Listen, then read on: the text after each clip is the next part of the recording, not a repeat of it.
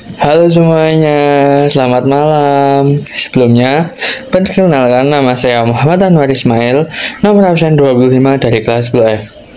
Nah, pada kesempatan kali ini, saya akan menceritakan singkat tentang perjalanan dari kerajaan yang berasal dari Jawa Barat. Nah, di sini teman-teman ada yang bisa nebak nggak? Ini saya akan menceritakan perjalanan kerajaan mana? Nah, ya benar sekali. Di sini saya akan menceritakan perjalanan singkat tentang kerajaan Tarumanegara. Nah, pada kali ini saya akan membahas 4 bab. Nah, yang pertama yaitu latar belakang berdirinya kerajaan, terus selanjutnya yaitu masa kejayaan, terus yang ketiga yaitu fase kemunduran, dan yang terakhir yaitu prasasti atau peninggalan dari kerajaan Tarumanegara itu sendiri. Nah, yang pertama yaitu latar belakang berdirinya kerajaan. Kerajaan Tarumanegara adalah kerajaan tertua kedua di Indonesia dan memiliki corak Hindu. Kerajaan Tarumanegara berdiri pada abad keempat, atau lebih tepatnya pada 358 Masehi. Pendiri kerajaan Tarumanegara bukan berasal dari Nusantara, namun Maharsi Rajadilajaguru Jayasingawarman yang berasal dari India. Rajadilajaguru merupakan Maharsi atau pendeta asal Salangkayana, India yang mengungsi ke Indonesia. Dikarenakan kerajaan asalnya yang di India ditaklukkan oleh kerajaan Magadha. Ia merupakan pemimpin para pengungsi asal kerajaan Palawa dan Galanjana yang ingin mencari pelindungan akibat peperangan besar yang terjadi. Para pengungsi tersebut disetujui oleh Raja Dewa Warman ke-8, Raja Salakanagara, untuk membangun pemukiman baru di dekat Sungai Citarum. Pemukiman tersebut kemudian diberi nama Tamadesha atau Desa Taruma. Tarumadesha semakin berkembang hingga menjadi kota karena memiliki banyak pengunjung. Nah, kerajaan ini awalnya bermula dari sebuah kerajaan kecil di tepi sungai Gomati dan Candrabaga, atau saat ini kita kenal dengan daerah Bekasi. Rajadilajaguru Jayasingawarman yang merupakan raja pertama kerajaan Tarumanegara ini berhasil meletakkan pondasi utama dalam pembentukan kerajaan Hindu-Buddha pertama di Pulau Jawa ini. Setelah berpulang atau meninggal, ia kemudian digantikan oleh putranya, Dharmayarwama. Sejarah kerajaan Tarumanegara bersumber dari sejumlah prasasti seperti Prasasti Ciaruteun, Prasasti Jambu atau Koleangka, Prasasti Pasir Awi, Prasasti Kebun Kopi, Prasasti Tugu, Prasasti Moa Cianten, Prasasti Lebak, dan situs Pasir Angin. Nah, ini ada keunikan tersendiri pada Prasasti Ciaruteun. Terdapat isi yang apabila diterjemahkan berbunyi, inilah tanda sepasang kaki seperti Dewa Wisnu atau pemelihara.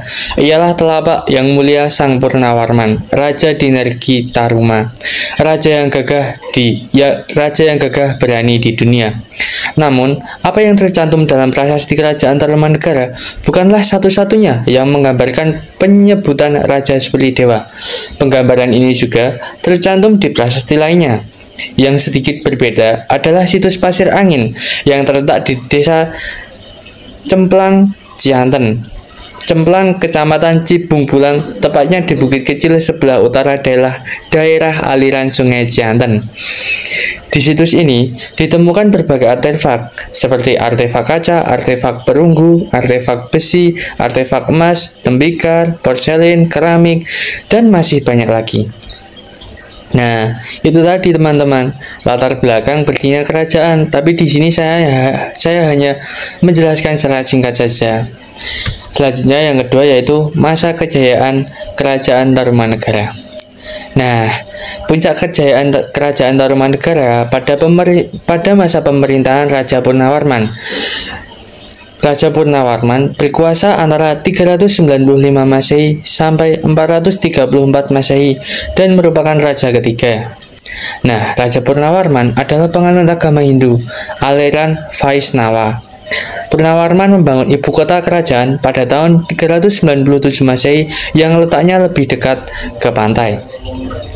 Ibu kota tersebut bernama Sundapura yang menjadi cikal bakal kata Sunda pada saat ini.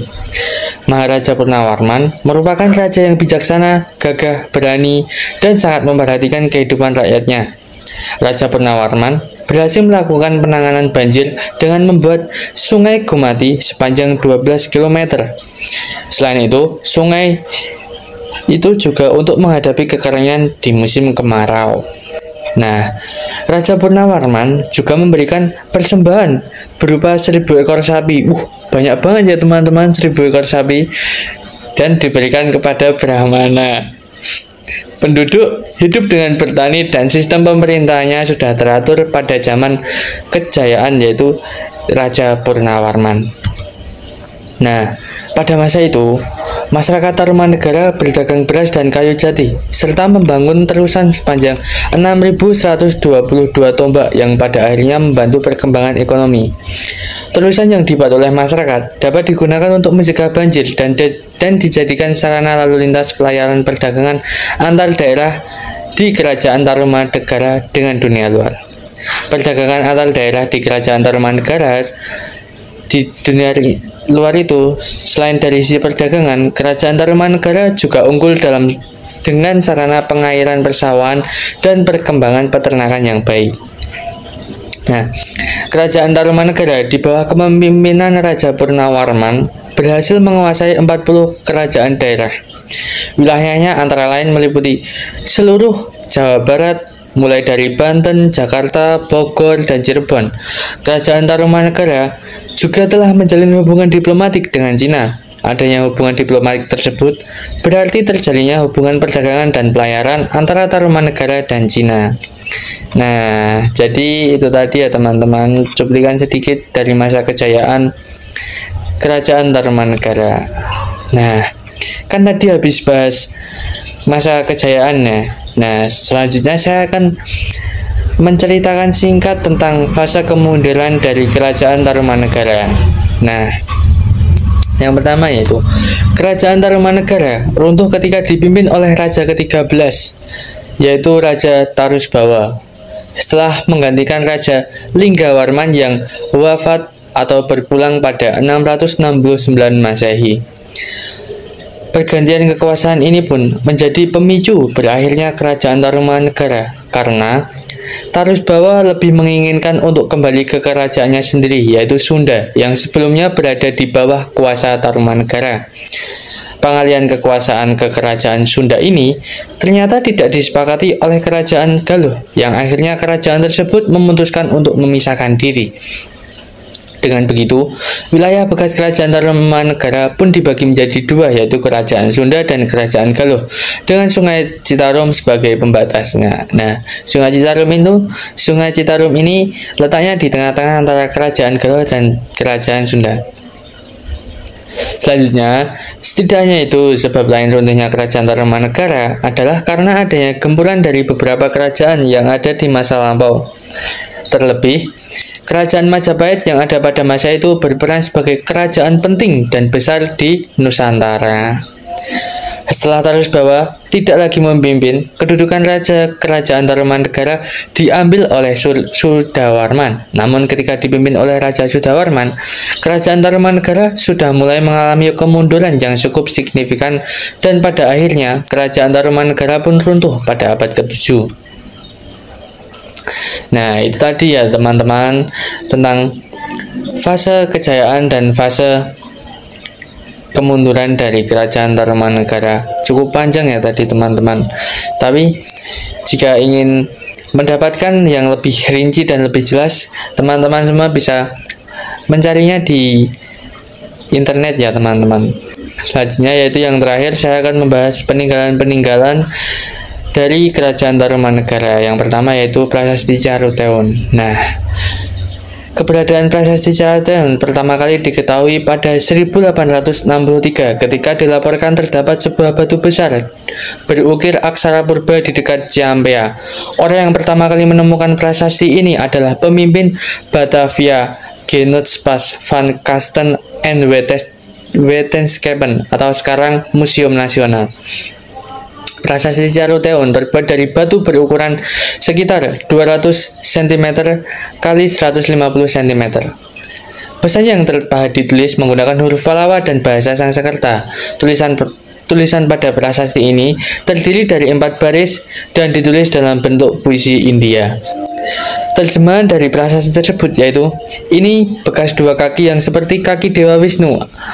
Ialah kaki yang mulia Sang Purnawarman, raja di negeri Taruma, raja yang gagah berani di dunia. Nah, ini seperti yang tadi saya jelaskan di latar belakang berdirinya kerajaan tadi ya teman-teman. Nah, yang menarik perhatian dari prasasti ini adalah lukisan laba-laba dan telapak kaki yang terdapat di bagian atas hurufnya. Cap telapak kaki melambangkan kekuasaan Raja Purnawarman dan pesannya menegaskan kedudukan sang raja yang diibaratkan Dewa Wisnu, yaitu sebagai penguasa sekaligus pelindung rakyat. Melihat bentuknya, fungsi prasasti Caruteon adalah untuk mengingatkan adanya hubungan dengan prasasti Raja Mahendrawarman I dari keluarga Pala yang didapatkan di Dalavanur.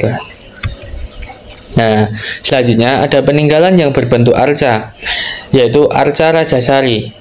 Adalah salah satu arca peninggalan kerajaan Tarumanegara yang menggambarkan Raja Purnawarman.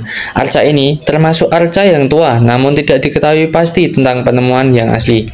Berdasarkan berita-berita yang beredar sampai saat ini, arca ini diperkirakan berasal dari daerah Jakarta. Arca Rajasari memiliki ciri-ciri yang menggambarkan Raja Purnawarman yang memiliki sifat Dewa Wisnu. Nah, cukup begitu saja teman-teman pada pembahasan malam hari ini. Mungkin itu saja yang dapat saya sampaikan. Banyak kurang dan lebihnya saya mohon maaf. Dan terima kasih semuanya. Bye-bye. Sampai ketemu di video selanjutnya.